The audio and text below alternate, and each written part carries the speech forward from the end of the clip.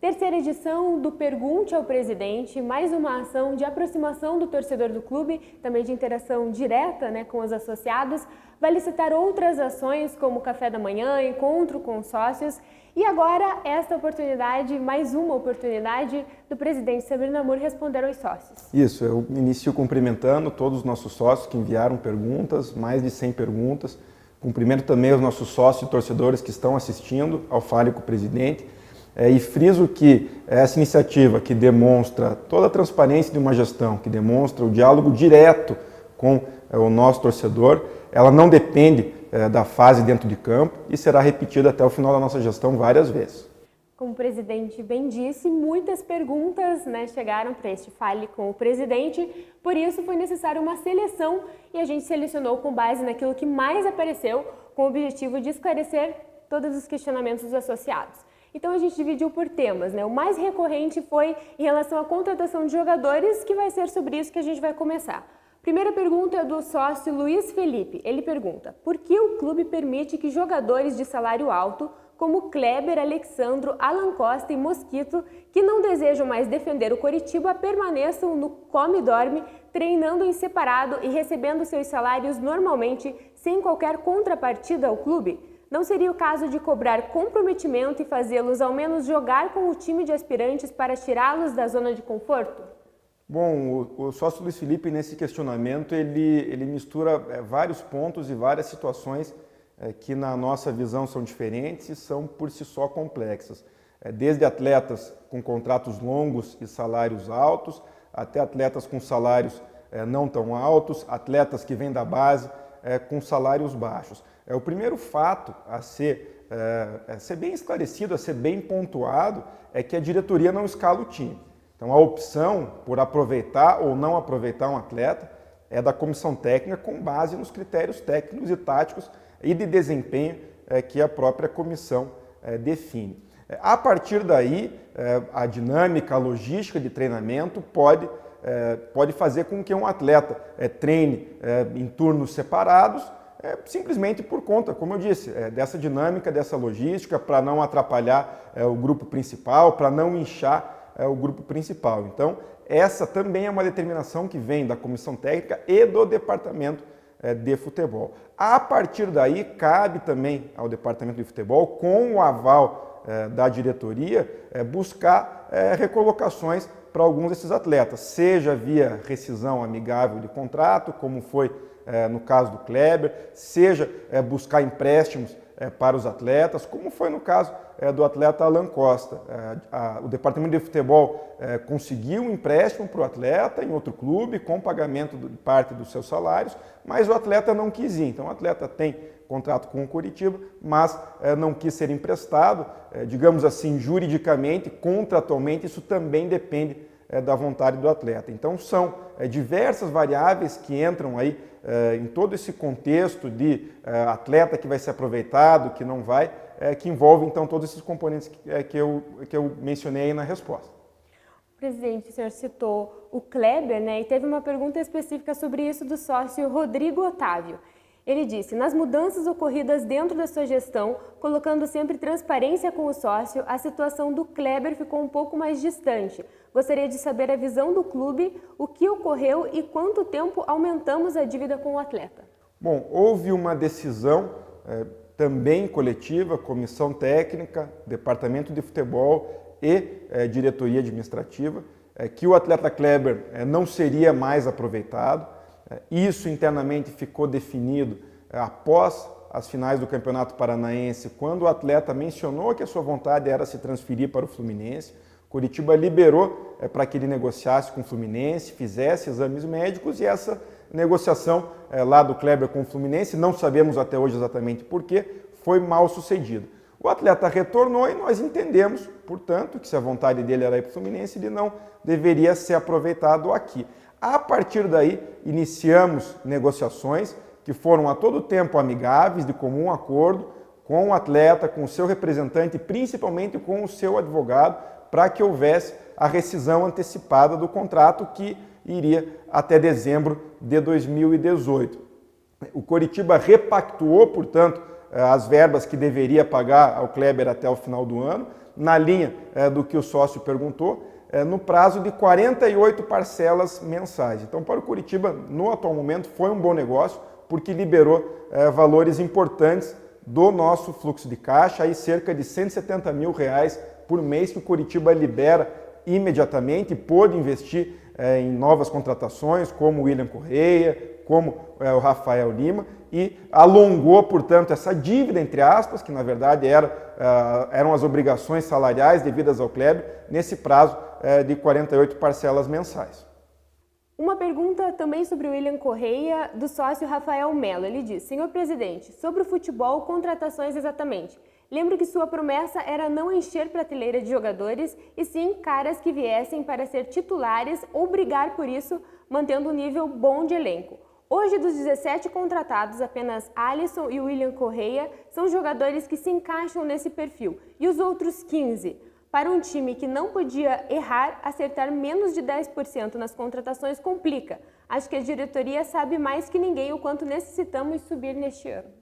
Bom, apesar da análise do sócio, do torcedor, ela ter um contexto importante, um contexto interessante, que é emitir um juízo de valor sobre acerto ou erro das nossas contratações, a avaliação que é feita internamente não é de um insucesso tão grande. Nós podemos citar aí outros atletas que são titulares, como Leandro Silva, como hoje o Wellington Simeão, atletas que são aproveitados constantemente, como Chiquinho, e que têm tido um bom desempenho, não só esses que o nosso sócio mencionou.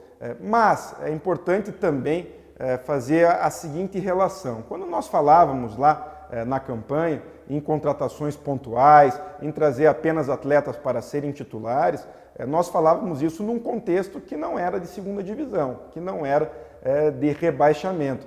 Se o sócio pegasse as minhas falas todas em época de campanha, vai lembrar de uma época aí em que, faltando 3 rodadas para acabar o campeonato da Série A do ano passado, o Curitiba tinha 7 pontos na frente do Sport, que estava na zona de rebaixamento. No final, o Sport ganhou todos os jogos, escapou, o Curitiba perdeu os últimos 3 jogos e caiu. Então, nós não imaginávamos um contexto muito grande de perda de receita, de readequação salarial do elenco e principalmente de reformulação de um elenco que foi responsável pelo rebaixamento e daí de atletas que não queriam ficar no clube, de atletas que eram muito caros os salários eram muito caros para os cofres do clube. Então, nesse sentido, a política de contratações teve que mudar um pouco, fizemos várias contratações iniciais, claro, de atletas que a gente imaginava que viriam para jogar, mas também para compor elenco. Enfim, concordo e admito que houve contratações que foram erradas, afinal de contas, você trazer um atleta e o atleta não ser aproveitado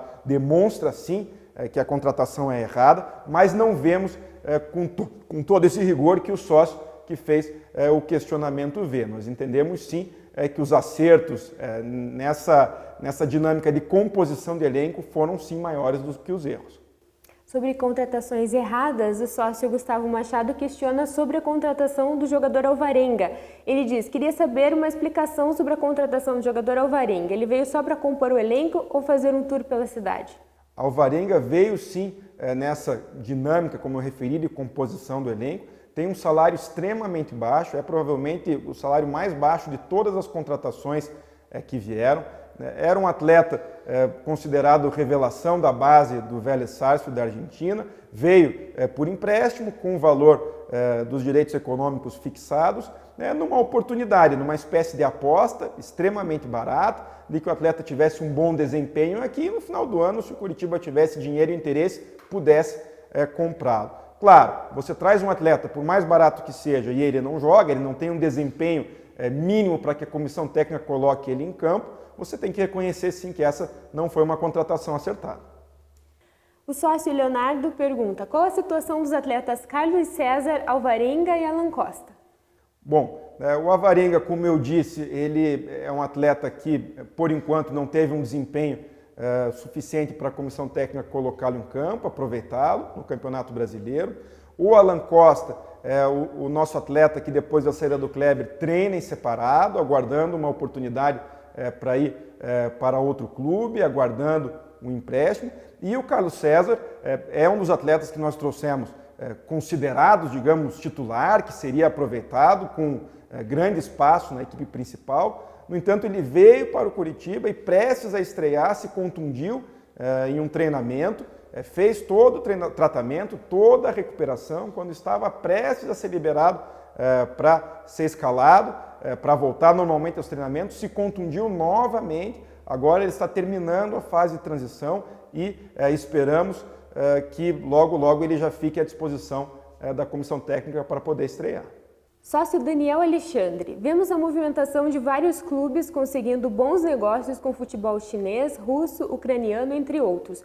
Por que apenas o Coritiba não consegue bons negócios se o nível de jogadores que vai é médio para baixo, como temos no nosso elenco? Concordo perfeitamente com a análise do nosso sócio Daniel, quando emite essa opinião de que o Coritiba lucra pouco, faz poucos negócios com negociações para o exterior. E, na minha visão, isso reflete todo um processo histórico de baixo aproveitamento de atletas da base, de baixo aproveitamento de atletas jovens. Historicamente, o Coritiba sempre apostou muito em atletas experientes e caros e pouco em atletas jovens, mais baratos, com contratos longos e multas rescisórias altas, que são premissas básicas para esses bons negócios. Desde dezembro, nós mudamos esse fator, nós mudamos essa característica. Thalisson Kelvin, Vitor Carvalho, Júlio Rusch, Ian Sassi, Guilherme Paredes, são todos atletas que hoje atuam com contratos longos e com multas rescisórias altas. Já tivemos, inclusive, sondagens do mercado estrangeiro por todos esses atletas, mas ainda em patamares que não reputamos adequados, suficientes para aquilo que a gente imagina que corresponda ao valor desses atletas. O cenário que nós projetamos, principalmente para a próxima janela, para a janela de transferência internacional de final de ano, é sim de bons negócios e de boas transferências de 1, 2, quem sabe 3 desses atletas.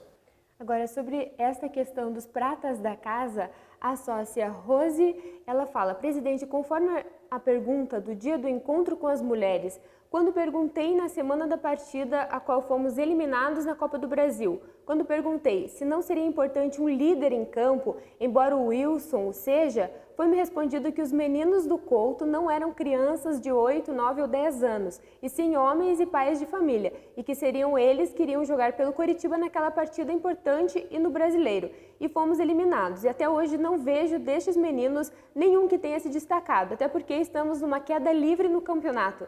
Este ainda é seu projeto? Me desculpe, mas precisa urgentemente ser revisto. Bom, nós entendemos sim que todos os atletas, independente da idade, se jovens ou se mais velhos, a partir do momento que vestem a camisa do Coritiba e atuam na equipe principal, todos eles têm responsabilidades, todos eles têm obrigações. Claro que essa liderança, no sentido de dar instrução, de chamar a atenção, muitas vezes até de falar com a arbitragem, ela muitas vezes não vem naturalmente da postura do atleta, e até concordo com a nossa sócia Rosi, que hoje o atleta que mais faz isso dentro de campo é o Wilson, que é o nosso capitão.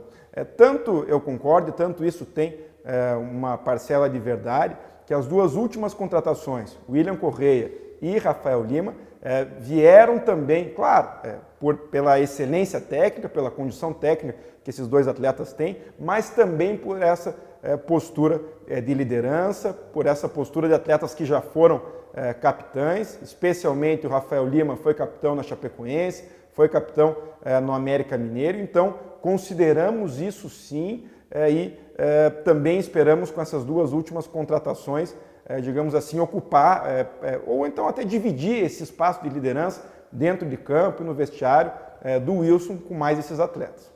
Sobre especificamente a contratação do Rafael Lima, também tem a pergunta do sócio Jean Carlos. Ele diz: Samir, com a chegada de Rafael Lima, o Coritiba completou a sua 17ª contratação no ano, tendo em vista que poucas surgiram efeito. Fica a seguinte dúvida: qual setor é responsável pela busca de atletas e quais foram os critérios para a realização dessas contratações? Bom, a partir de dezembro, quando a nova gestão assumiu, ela iniciou todo um processo de reestruturação do departamento de futebol, iniciado lá nos observadores técnicos, gerente de futebol, diretor de futebol, além, claro, das modificações na comissão técnica, mas especialmente no departamento de futebol, houve grandes reformulações e a ideia era que, e é isso que temos tentado implantar desde então, as contratações fossem todas realizadas com base em análises técnicas, com base em perfil técnico e de desempenho, e não em indicações, e não em compadrios, não em parcerias com empresários, não nos famosos pacotes de jogadores dos mesmos empresários ou dos mesmos clubes, como a gente viu muitas vezes acontecer. Como já disse, reconhecemos que nesse processo que ainda é de reformulação, que tende a apresentar resultados de longo prazo, foram cometidos erros, como no passado também foram. Em nenhum momento no Coritiba, talvez em nenhum clube do Brasil, se acerte 100% nas contratações. Nós, evidentemente, não acertamos em 100% das contratações. Agora, não é possível se omitir também com relação à informação do contexto, que é um contexto de Série B. Fazer essa reformulação na Série A, com mais dinheiro, com mais poder de negociação, tanto de aquisição de direitos econômicos, quanto de pagamento de salários, seria muito mais fácil. Hoje o Coritiba gasta muito menos com contratação do que nós imaginávamos em dezembro, em novembro do ano passado, que teríamos para gastar. Então isso influencia também nesse processo como um todo. Mais um sócio, considerando algumas contratações equivocadas, é o Carlos Augusto. Ele falou: a maior parte da torcida acha que algumas contratações foram equivocadas e que não foram reforços pontuais, visto que a maioria dos jogadores contratados são reservas. O presidente concorda com a torcida? Tem outra pergunta referente ao diretor de futebol. Como é feita a cobrança sobre o Augusto em relação às contratações que não deram certo? Atualmente, nosso elenco conta com 12 atacantes, de acordo com o site oficial. Diante disso, pergunto, ao invés de contratar várias apostas, não é mais vantajoso trazer apenas um jogador, mas que dê resultado? Eu concordo em parte com o sócio, na linha do que venho mencionando nos editoriais, na linha do que venho respondendo nas outras perguntas. Reconheço sim que nesse processo houve erros em contratações. É claro que o diretor de futebol, o gerente de futebol e os observadores técnicos são cobrados constantemente por esse trabalho, constantemente pelo acerto, mas é importante dizer também que o departamento de futebol segue diretrizes pré-estabelecidas pela diretoria e diretrizes que são, como já disse também, financeiras. O patamar financeiro das contratações do Coritiba hoje diminuiu bastante, em que pese o número de contratações seja efetivamente grande, porque tivemos que reformular todo um elenco que rebaixou o clube para a Série B, porque tínhamos salários muito altos, tínhamos atletas que não queriam ficar para jogar a Série B. Ainda que tenhamos feito isso, e precisávamos então de um número relativamente grande de contratações, a média salarial dessas contratações é um tanto quanto baixa. Mesmo com as últimas contratações, que têm um salário um pouco maior, essas 17 contratações têm média salarial de R$ 56 mil por mês. O que, nessa história recente do Coritiba, é algo totalmente inédito. O Coritiba, nos últimos anos, tinha aí patamar de contratação de 3 dígitos para cima. Então, esse contexto financeiro, ele influencia muito e internamente nós analisamos e cobramos os profissionais com base nele também. Tem erros? Admitimos sim que tem erros, os profissionais são cobrados por isso, mas entendemos também que existem vários acertos. Presidente, o senhor já falou sobre os jogadores da base Coxa Branca, mas tem uma pergunta sobre a utilização desses atletas no Campeonato Brasileiro de Aspirantes. É do César Augusto. Ele diz: no começo do ano houve a iniciativa de valorização da base que entendo não ter mudado, pois a mescla entre jogadores jovens com outros mais experientes era esperado e acho que fazia parte do planejamento. No entanto, tenho notado que alguns jogadores da base estão jogando no time de aspirantes e não estão aparecendo no time principal, mesmo com um rendimento melhor do que os contratados. Por que está ocorrendo isso? O torcedor como eu, que vai a todos os jogos, tem notado que alguns jogadores contratados não estão rendendo o esperado e continuam no time. Por favor, não fique chateado com minha pergunta. Um grande abraço. Bom, não fico chateado. A função do presidente da diretoria é sempre responder aos questionamentos dos sócios, por mais incisivos e por mais críticos que sejam. Então, isso jamais vai ser um problema e é por isso, inclusive, que nós temos iniciativas como essa. Especialmente a questão dos atletas da base que têm jogado o Brasileiro de Aspirantes. O mesmo questionamento que o sócio faz, eu me fiz e repassei à comissão técnica, que foi quem tomou essa decisão. Conversei especificamente com o Eduardo Batista, que foi quem decidiu isso, e a resposta dele foi muito simples e direta, no sentido de que esses atletas que no momento estão na reserva da equipe principal e têm idade para jogar o Brasileiro de Aspirantes, que é sub-23, eles deveriam jogar algumas partidas lá para manter o seu ritmo de jogo, para manter, enfim, a dinâmica de jogo. Então, assim foi com Júlio Rushi, com Pablo Tomás, com Natan, com o Cadi. Então, a ideia é que eles desçam ao Aspirantes para manter o ritmo de jogo e depois retornem ao profissional para compor elenco. Agora, uma pergunta sobre um prata da casa, o Luizinho. Pergunta do Vitor Hugo.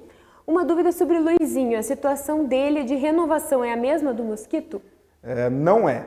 Ano passado, a coordenação das categorias de base do Coritiba, que é de responsabilidade de um profissional chamado André Leite, que faz um trabalho muito bom há bastante tempo, ela entabulou negociações com todos os destaques da base ano passado, especialmente da categoria 98 e 99, para que renovassem contratos até o final de 2020. Assim foi com o Natan, assim foi com o Pablo Tomás, assim foi com o Henrique Vermute, assim foi com o Luizinho também. Thaleson Kelvin e Vitor Carvalho estavam subindo e nesse processo também tiveram o seu contrato estendido.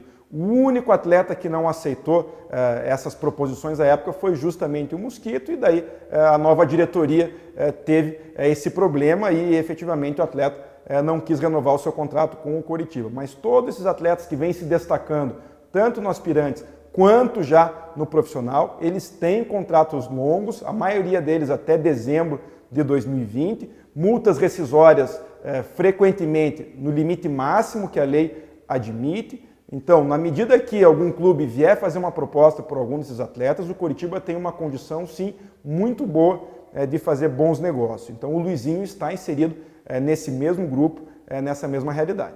Pergunta do sócio Francisco Luiz. Presidente, nosso time está com 23 pontos, temos ainda a confiança que o clube ganhe o acesso para a Série A. Sabemos que vocês todos do G5 são coxas quanto nós, tão coxas quanto nós, e querem o melhor para o clube. Porém, já estamos no meio do ano e o nosso Coritiba não fez uma só partida digna da confiança dos torcedores. Sempre os resultados apertados, sem nenhuma vitória fora dos nossos domínios até hoje. O que efetivamente os senhores estão fazendo para reverter essa situação? Ele continua perguntando sobre as contratações que já foram respondidas. Bom, a mesma pergunta que o sócio Francisco faz, o mesmo questionamento, a mesma preocupação que ele tem e tantos outros torcedores nossos têm também, nós da diretoria também temos. Ainda que seja possível analisar de uma outra forma, de que o desempenho do Coritiba na Série B dentro de casa é o melhor, mais de 90% de aproveitamento, única equipe invicta das 20 do campeonato. Sem dúvida, o futebol apresentado, principalmente fora de casa, está sim aquém daquilo que deveríamos estar apresentando. Essa cobrança de parte da comissão técnica, do departamento de futebol e principalmente da diretoria sobre os atletas é feita constantemente. Inclusive, após o jogo com o Guarani, na reapresentação do elenco, a diretoria reuniu todos os atletas, reuniu toda a comissão técnica, todos os funcionários do futebol, e o recado foi muito simples, que foi nesse sentido: esse elenco pode dar mais, tem condição de dar mais. As condições de trabalho são muito boas, a diretoria, o clube investe em melhoria das condições de preparo, de treinamento o tempo inteiro. Os salários são todos pagos em dia, conforme a legislação trabalhista. Todo momento em que houve premiação, ela foi paga no dia seguinte à obtenção da meta pelos atletas. Então, esse contexto todo nos permite sim afirmar e concordar com o Francisco. Esse elenco pode e deve produzir mais em campo, essa cobrança é feita constantemente e temos confiança e convicção de que isso vai acontecer nos próximos jogos. Como está sendo administrada a atmosfera dentro do grupo de jogadores e clube de modo geral? O discurso de contratar jogadores baratos de um clube extremamente endividado, Série B, etc. Essas colocações não contribuem para gerar um espírito derrotado no elenco? Como o setor de psicologia trabalha essas questões? A pergunta é de Gustavo, do sócio Gustavo, e ele diz: sucesso na gestão. Bom, Gustavo, nós quando assumimos tínhamos exatamente a mesma preocupação, porque a concepção de futebol que havia até o final do ano, na gestão passada, era de que a psicologia do esporte e a psicologia com os atletas, ela era dispensável, ela não era necessária. Então nós reformulamos esse setor, esse aspecto. Hoje o Coritiba conta com 2 profissionais competentes, ligados ao futebol profissional, uma psicopedagoga, que é a Rose, que fica à disposição para resolver diversos problemas que os atletas têm, desde questões banais como a abertura de uma conta no banco, a alocação de um apartamento, até problemas familiares que são complexos. Os sócios devem ter visto, por exemplo, a reunião, o evento que a Rose fez com todas as esposas, noivas e namoradas de atletas do elenco profissional, para passar conselhos sobre alimentação, sobre comportamento, relacionamento. Então, esse aspecto, digamos assim, relacional dos atletas, ele é a nossa preocupação. A psicologia propriamente dita, específica, dentro de campo, dentro de vestiário, dentro dos treinamentos, é de nossa atenção também. Tanto é que promovemos o psicólogo da base, que se chama William Correia, coincidentemente também, para o profissional. Tem há mais ou menos um mês e pouco feito um bom trabalho, feito dinâmicas com os atletas, especialmente trabalhando com a questão de obtenção de metas dos atletas para estimular um desempenho ainda melhor dentro de campo e nos treinamentos. Além disso, essa atmosfera, como você referiu, do clube como um todo, também é objeto das nossas preocupações. Temos feito algumas dinâmicas que reúnem todos os funcionários do clube, futebol e administrativo, principalmente para mostrar a eles a importância desse ano, que é um ano muito decisivo na vida e na história do Coritiba, mostrar a importância de que o trabalho de cada um seja feito com a máxima dedicação e nos mínimos detalhes, que isso entra em campo e isso ajuda a melhorar os resultados. Já fizemos dinâmicas dentro do campo do Couto Pereira com todos os funcionários do clube. Fizemos recentemente uma reunião dessa em um café da manhã e trouxemos o Alex, ídolo do clube, para relatar a sua experiência do acesso em 95 e explicar a todos de forma até didática essa importância toda. Então, isso sim está no nosso foco e nas nossas preocupações. Pergunta agora do sócio Glaucio Luiz. Samir, considerando que o Coritiba está muito irregular na Série B, muito por conta da estratégia das contratações de baixa qualidade feitas pela diretoria do futebol, com mais erros do que acerto, eu pergunto, não seria a hora de trocar o comando do futebol por alguém com mais rodagem e experiência, visto que nem a Série B está tolerando os erros? Com essa estrutura e diretoria de futebol, teremos sucesso se subirmos para a Série A, onde a tolerância ao erro é menor ainda? Você disse em sua carta que todos erraram, mas em uma empresa, quando todos erram, é o comandante que é penalizado. Por que no Coritiba não seguimos esta prática? Bom, Glaucio, é possível dizer que a irregularidade do desempenho não é exclusividade do Coritiba nessa Série B. Quem acompanha os jogos, quem acompanha os resultados dos outros clubes, vê que essa é uma tônica do campeonato como um todo. Não é só o Coritiba, então, que tem essa irregularidade, que fica nesse perde e ganha. Isso tem acontecido com todos os clubes, o que, inclusive, denota um campeonato muito disputado. Você tem aí 7, 8 clubes sempre numa margem de 1, 2 pontos do G4. Caso do Coritiba, inclusive, desde o começo do campeonato. Mesmo com essa irregularidade toda, o Coritiba em nenhum momento deixou de estar na disputa pelo G4. Tenho certeza que vai continuar nessa disputa e esperamos dentro do G4 até o final do campeonato. Quanto ao trabalho específico do diretor de futebol, é um equívoco considerar que o diretor de futebol é responsável apenas pelas contratações. Como eu disse lá no meu editorial, que parte da imprensa tem reproduzido, que muitos sócios têm encaminhado e têm lido, a responsabilidade das contratações não é só do diretor, é do gerente, é dos observadores, é da comissão técnica e é da diretoria em uma análise, sim, que é conjunta. A diretoria, especificamente, dá todas as diretrizes, principalmente financeiras, para que o departamento de futebol faça as contratações. É claro que a gente pensa nisso o dia inteiro, é claro que a gente se preocupa com isso o dia inteiro, e eu tenho convicção que se tivesse o Rodrigo Caetano, se tivesse o Autuori, se tivesse um grande e caro executivo de mercado aqui, as contratações teriam sido basicamente as mesmas, porque o contexto financeiro do Coritiba não mudaria. As diretrizes que a diretoria dá para o departamento, para o diretor de futebol, não mudariam. O sócio Paulo, ele faz aqui uma reflexão antes das perguntas, né? Ele fala assim: entre as propostas da diretoria estão a valorização e investimentos na base. É notório que em 2018 a questão de contratos com jovens atletas subindo ao profissional passou por mudanças, como contratos mais longos, multas mais vantajosas, etc. Porém, a maior parte não rendeu o esperado, independente de oscilação ou não. Como todos sabem, base boa para o clube não é a que ganha títulos, é a que revela talentos individuais, possíveis joias que renderão ao cofre do clube. Ele fala isso antes de fazer as perguntas. Bom, Paulo, eu concordo com praticamente toda a tua reflexão, a tua análise, e apenas discordo do fato de que essa base na qual nós apostamos, digamos assim, esse ano, ela não foi bem sucedida. Pelo contrário, nós temos diversos atletas hoje da base que são destaques no elenco profissional, como titulares, inclusive, Thaleson Kelvin, Vitor Carvalho, Guilherme Parede, que hoje é o grande destaque, artilheiro da equipe, o próprio Ian Sass, atletas que compõem e bem o elenco, como Júlio Rusch, como Cadi, como Pablo Tomás, como Natan. Então, nesse aspecto, a análise minha e da diretoria é que a utilização da base é muito bem sucedida até aqui, e aí sim, na linha do que você disse, certamente vai render negócios muito bons para o clube no futuro. Aí ele pergunta como está a questão de olheiros para as categorias de base do clube. Existe investimento para uma melhor captação de possíveis talentos? Bom, nós temos sim estruturado o departamento de observação técnica da base.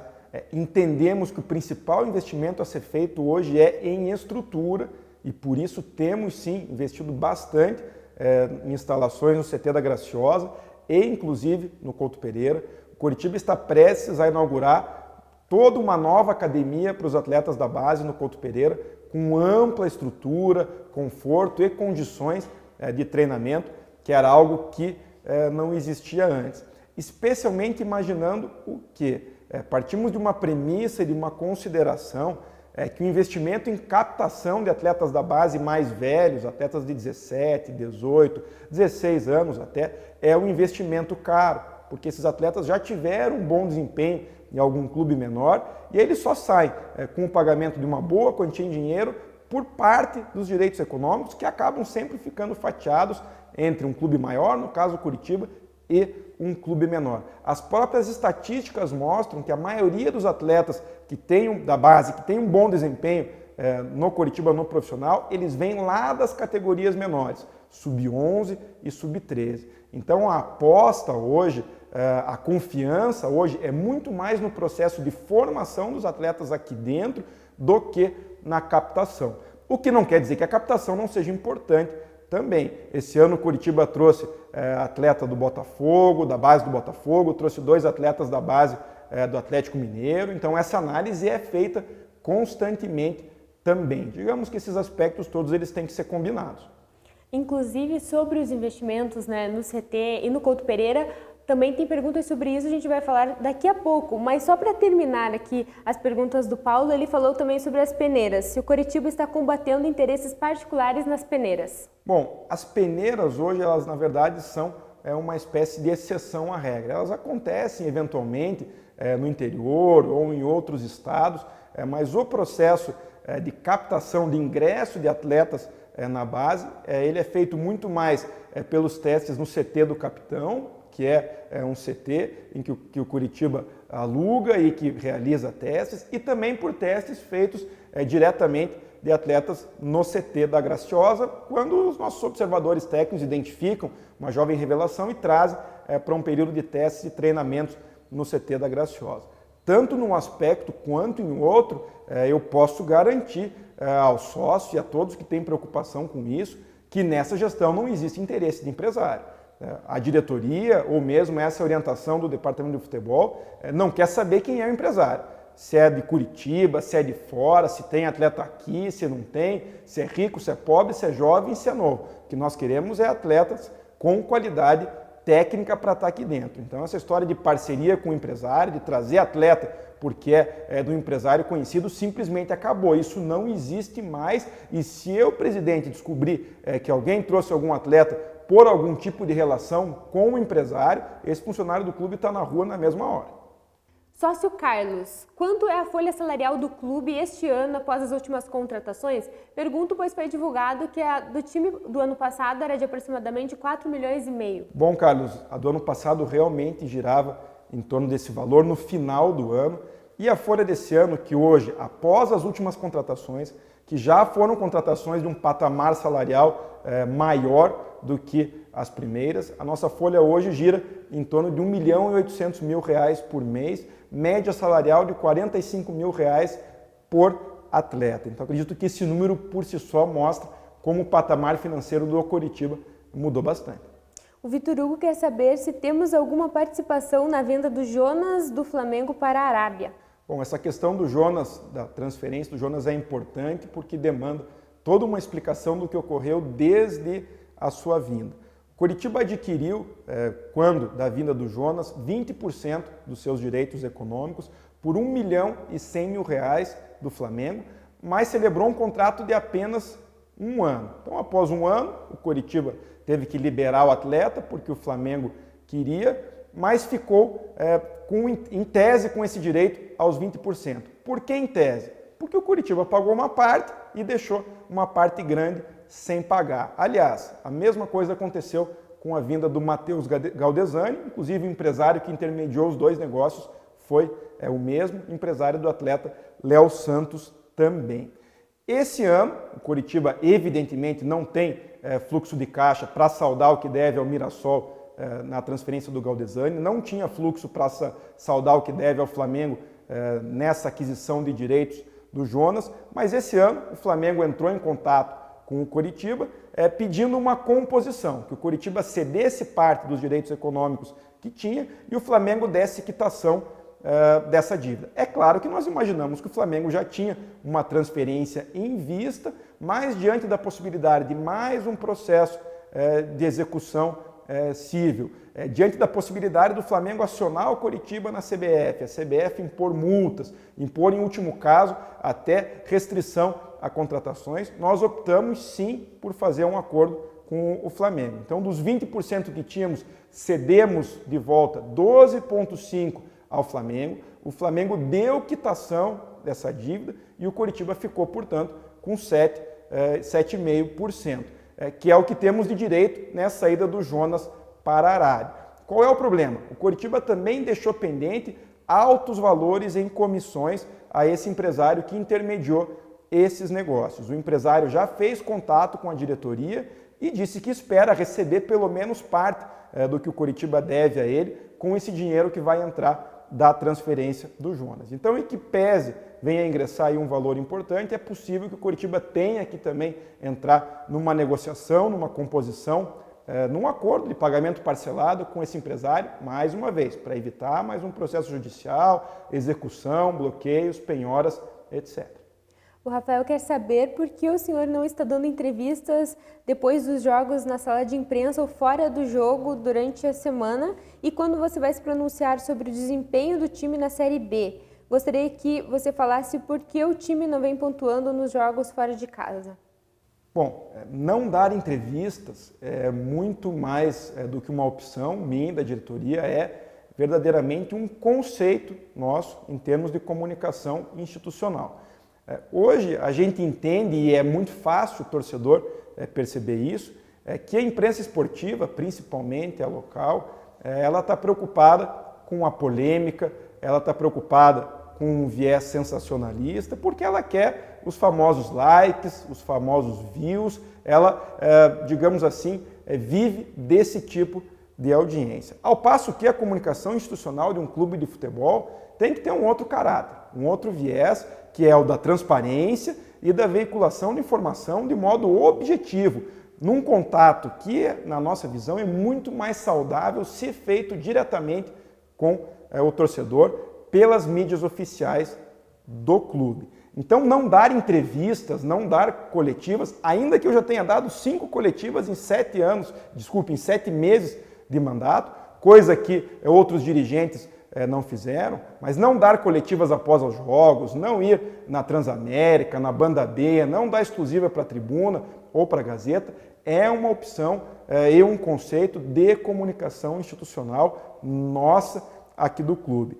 Não quer dizer que estamos nos escondendo, tanto é que estamos aqui abertos a responder todas as perguntas dos sócios, perguntas essas que, pelo menos na minha visão, são mais completas e mais diretas que as perguntas que eventuais repórteres da imprensa fariam.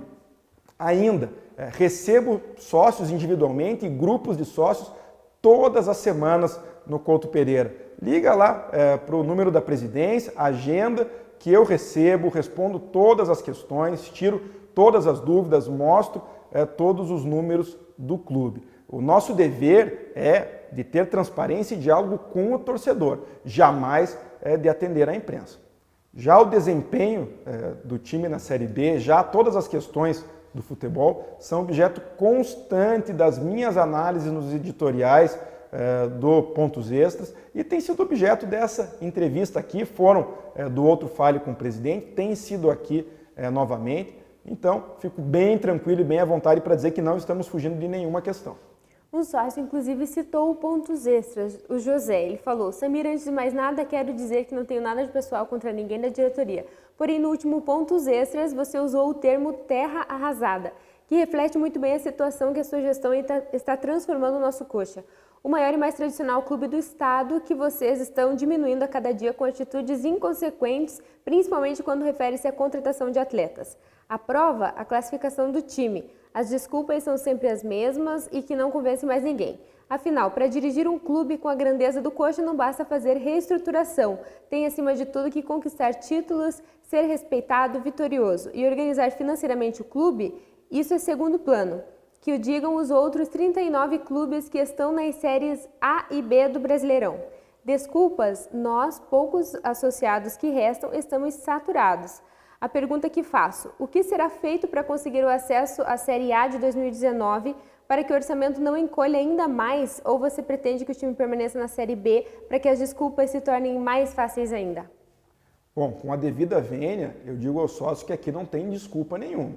Aqui existe uma gestão que foi escolhida em um processo democrático pela votação dos sócios, com 3 pilares de gestão muito claros: profissionalização, equilíbrio financeiro e utilização da base. Por mais que haja discordância, e a discordância é natural de qualquer processo democrático, de qualquer grupo coletivo, como um clube de futebol, tenho certeza que ninguém, nenhum sócio, nenhum torcedor ou nenhum crítico pode afirmar que essa gestão, que essa diretoria está fazendo algo diferente do que foi prometido, do que foi defendido e do que está inserido lá no nosso plano de metas. O sócio faz referência à grandeza de um clube.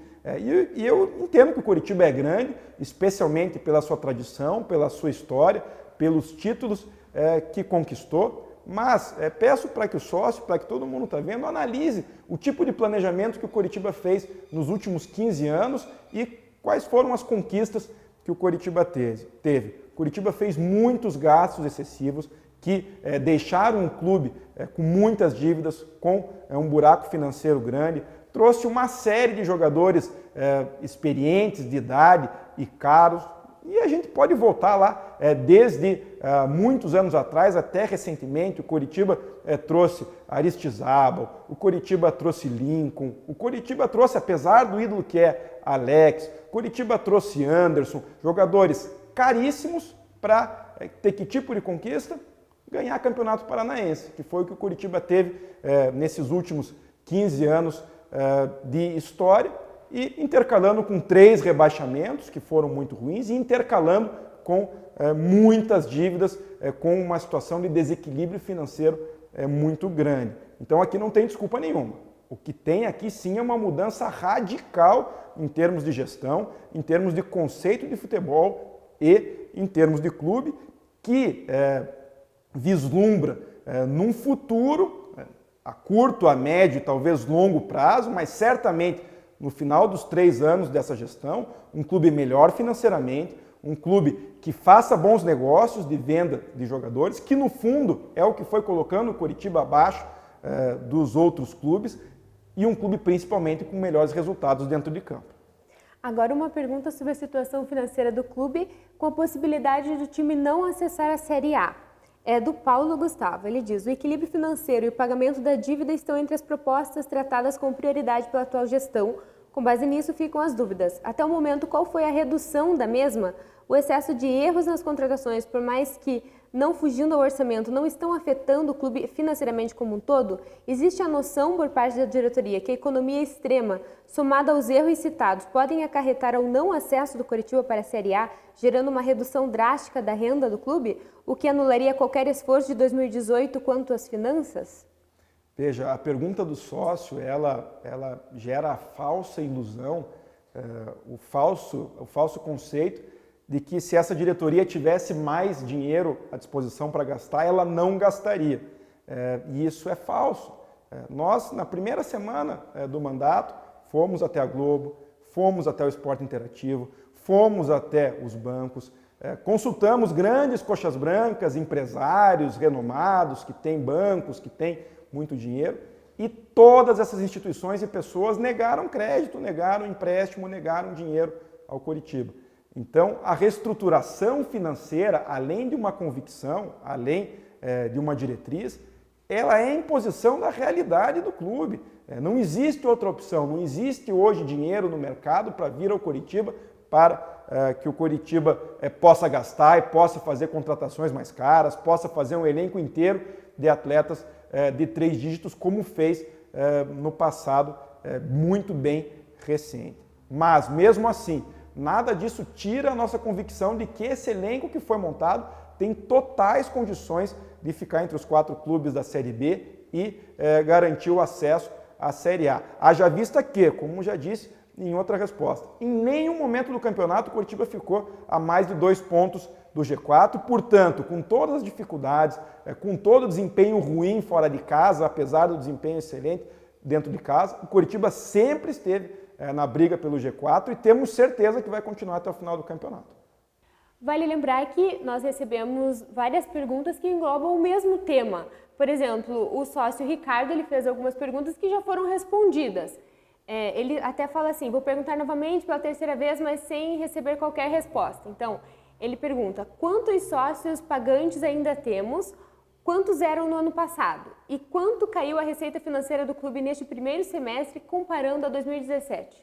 Bom, eu peço licença para o sócio Ricardo e para os outros que estão vendo, porque para dar exatamente a resposta correta e precisa, eu trouxe os números aqui atualizados do setor financeiro, então me permitam ler para que a resposta seja a mais correta. Então, sócios pagantes adimplentes atualmente, o número é 12.256.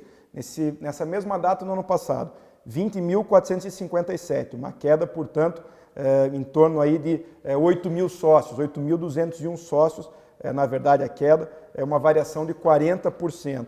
A questão das receitas operacionais do Coritiba no primeiro semestre de 2018, R$ 46.772.902 reais. Primeiro semestre de 2017, R$ 62.819.159 reais. Essa queda de receita se deve à perda com sócios, se deve à redução dos patrocínios, principalmente o da Caixa Econômica, que caiu pela metade, mas principalmente pela venda de atletas. Então houve no primeiro semestre do ano passado a venda do Juninho, que foi uma venda grande, que representa boa parcela dessa queda de receitas. Ainda, salário médio dos atletas, que acredito que o sócio Ricardo perguntou também, eu já mencionei em outra pergunta, mas está aqui a relação e está o número. Então, folha salarial do Coritiba atualmente, já com as novas contratações, R$ 1.818.000, salário médio R$ 45.000. O sócio Tiago quer saber sobre promoção de ingresso.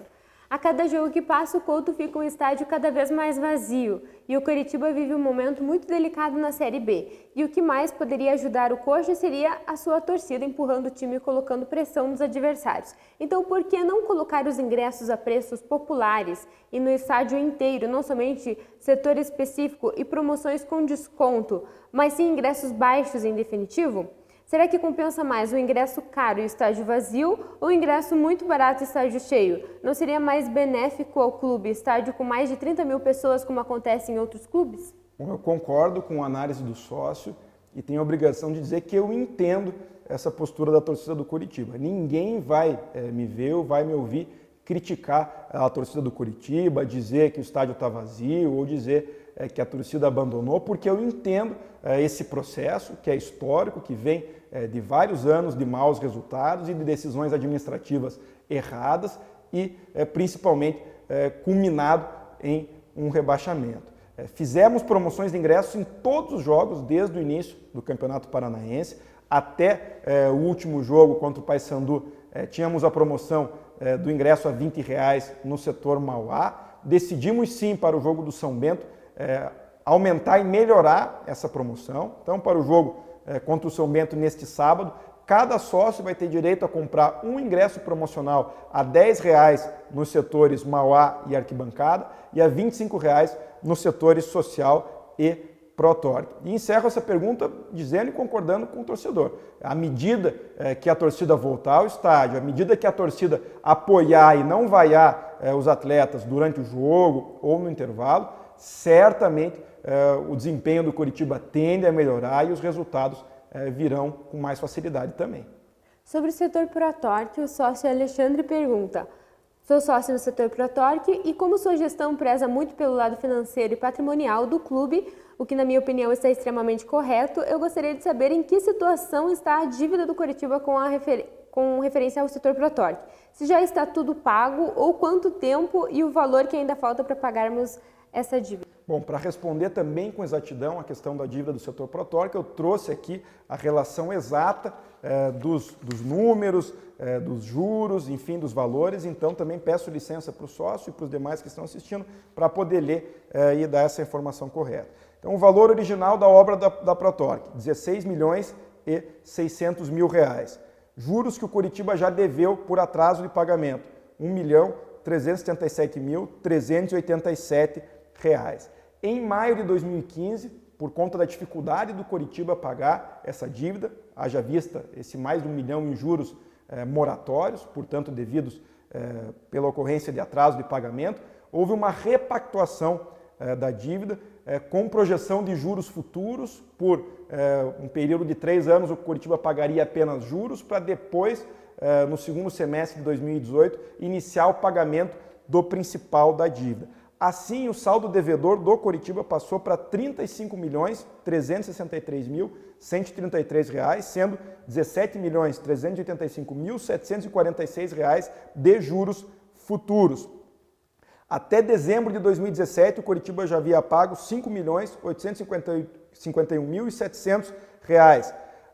Até junho de 2018, com todas as verbas em dia. Hoje o Coritiba não deve um centavo para a Pro-Torque, tendo em vista essa repactuação da dívida. O Coritiba pagou em 2018 R$ 1.467.944. Qual é o saldo devedor hoje a pagar a Pro-Torque? R$ 28.043.489. Até hoje o Coritiba já pagou R$ 7.319.644 a Pro-Torque. Valores pagos com recursos do fluxo de caixa do clube, R$ 3.258.671. Valores pagos através do patrocínio, principalmente da manga da camisa, R$ 3.706.812. Valores pagos através de publicidade em geral, R$ 354.160. Tivemos muitas perguntas sobre investimento no patrimônio e também sobre as lanchonetes do estádio. O Marcelo fez 2 perguntas. A primeira é: quando serão liberados os espaços das cadeiras superiores que aparentemente já estão prontas? Bom, nós temos toda uma dinâmica de trabalho ali nas cadeiras superiores. O sócio do setor social já observa que nós estamos mexendo e iniciando a reforma das cadeiras do setor central. O laudo da cobertura, que é a questão mais dramática, já ficou pronta. O Coritiba tem dificuldade financeira para atacar de forma direta o problema principal, ainda que todos os problemas mais urgentes já tenham sido resolvidos, então não há risco hoje para o torcedor transitar ali. Inclusive na reunião do jogo com o São Bento, a diretora de Infraestrutura e Patrimônio, que é a Andressa, foi consultada e disse que já vai iniciar a abertura progressiva de alguns espaços no setor social. No entanto, tanto as obras de reforma das cadeiras, do contrapiso, tende ainda a demorar por algum tempo. Infelizmente, problemas no fluxo de caixa do clube, problemas financeiros impedem que essas obras sejam feitas na velocidade que nós gostaríamos. Mas o torcedor pode ficar tranquilo, que tanto o setor social quanto o setor Mauá, que eram os mais problemáticos, digamos assim, em termos de estrutura, eles são plenamente seguros e estão nas nossas preocupações e nos nossos cuidados diários. A segunda pergunta dele é sobre lanchonetes. Diante do contrato mal feito e renovado pela gestão anterior com a Futebol Total, o que pode ser feito para melhorar as opções e o atendimento das lanchonetes? Na Social Superior, pelo menos uma estrutura mínima para organizar as filas poderia ser instalada pelo próprio clube. Bom, nós temos esse problema, então, do contrato da Futebol Total, que foi celebrado com prazo de 10 anos, sem anuência do Conselho, 3 dias antes das eleições de dezembro. E, já concordando com o sócio, ele gera todos os problemas de você ter uma empresa terceirizada prestando o serviço dentro do clube. As cobranças, as sugestões, elas são um processo diário. Essa mesma sugestão do sócio aí para o setor social já está anotada e vai ser encaminhada à administradora da Futebol Total. Mas, repito, não é o clube que administra esses bares e lanchonetes, é essa empresa terceirizada. Ainda sobre lanchonetes, o sócio Rafael pergunta: gostaria de saber por que as lanchonetes não aceitam pagamento com cartão de crédito. Os lanches só podem ser pagos com dinheiro ou cartão de débito? Essa é a pergunta que eu faço, e quando vão aceitar pagamento com cartão de crédito? Bom, na linha dessa minha outra resposta, problemas de ter uma terceirizada administrando instalações dentro da sua própria casa. Mas, reitero, sugestão anotada. Vamos encaminhar para a administradora da Futebol Total para que, na medida do possível, passe a aceitar cartão de crédito também. O sócio Leonardo pergunta: em relação às obras realizadas no CT e no Couto Pereira, quais outros possíveis projetos em questão de obras? Bom, no Couto Pereira nós ainda temos, de certa forma, longo caminho até terminar a curva do setor Mauá, depois atacar a cobertura do setor social, mas pensamos sim, no longo prazo, atacar e reformar a curva da Império, a curva ali do setor arquibancada. Depois, no CT da Graciosa, nós pensamos, assim que a situação financeira do clube permitir, obras de infraestrutura em geral, instalações, a parte de piscina, um sonho meu e talvez da diretoria e de muitos ter alojamentos adequados no CT da Graciosa, ter um campo de grama sintética, que ajuda muito na manutenção dos campos de grama natural, porque diminui o desgaste, mas são, digamos assim, obras e investimentos para o clube, para que o clube venha fazer em uma outra realidade financeira. O sócio Paulo fala sobre a parceria do clube com a Sherwin-Williams. Samir, Coritiba firmou uma parceria com a empresa de tintas Sherwin-Williams. Gostaria de saber se nesta parceria está acordada somente a pintura externa da curva de entrada, pois o restante do estádio também está bastante necessitado, principalmente a pintura interna da curva dos fundos. Bom, concordo plenamente com o sócio. A necessidade de pintura é do estádio como um todo, externa e internamente. A parceria que fizemos com a Sherwin-Williams até agora foi uma permuta em que permutamos R$50 mil em tinta por publicidade, e essa tinta já foi toda utilizada na pintura daquela faixa externa de entrada que os torcedores veem, a maioria dos torcedores vem quando chega no estádio. Nós não temos, portanto, mais tinta hoje à disposição, teríamos que adquirir, os problemas de fluxo de caixa impedem. Já estamos em negociação com a Sherwin-Williams para novas formas de parceria, novas formas de publicidade, e, à medida que forem bem-sucedidas, vamos sim pintar o restante do estádio, tanto externamente quanto internamente. Sócio Rafael pergunta sobre a parceria com a Rádio Curitiba. O Curitiba tinha uma parceria com a Rádio Curitiba, por que o Curitiba não quis continuar com essa parceria?